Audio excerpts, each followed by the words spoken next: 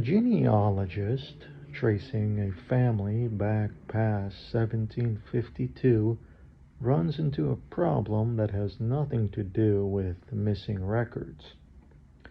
The records are right there. A parish register, ink on a page, a baptism entered the week it happened by a clerk with no reason to lie. The problem is the date itself doesn't mean what it looks like it means. Not automatically. Britain didn't switch from the Julian calendar to the Gregorian until September 1752, more than a century after most of Catholic Europe had already moved.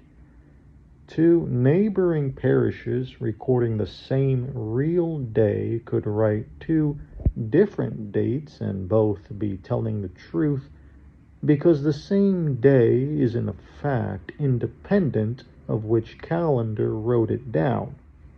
Worse, under the old reckoning, the year itself didn't turn over on January 1st, it turned over on March 25th.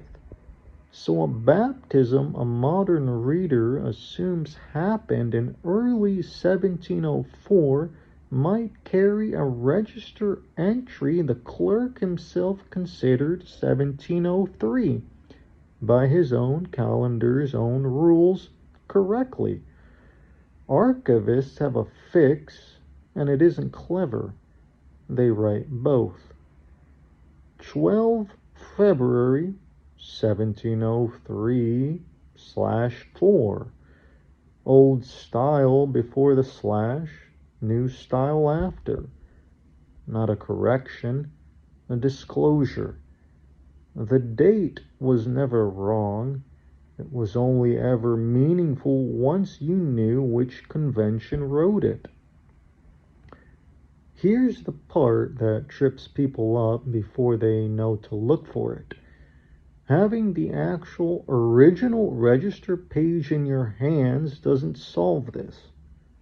You can hold the true, unaltered, first-generation entry, verified as genuinely the original ledger and not a later transcript, checked against the binding, the pagination, the ink, and still be wrong about the date, because authenticity of the artifact and the convention used to read it are two separate questions.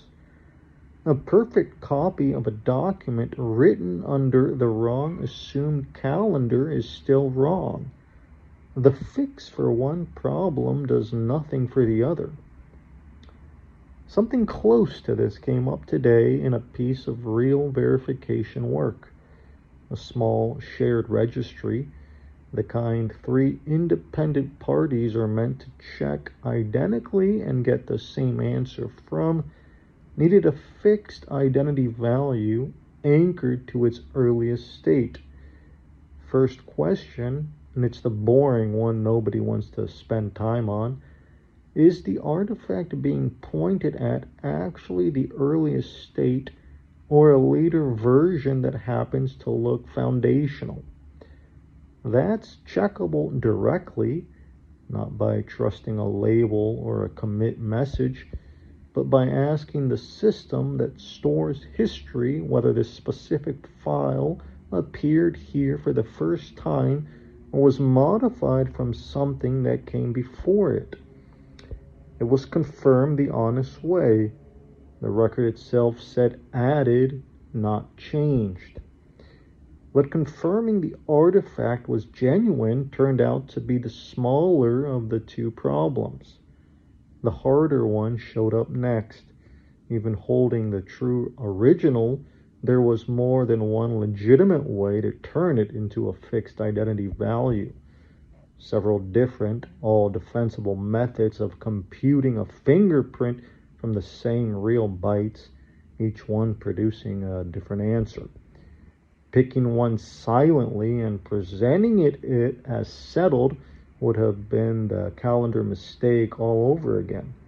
Correct math, wrong disclosure.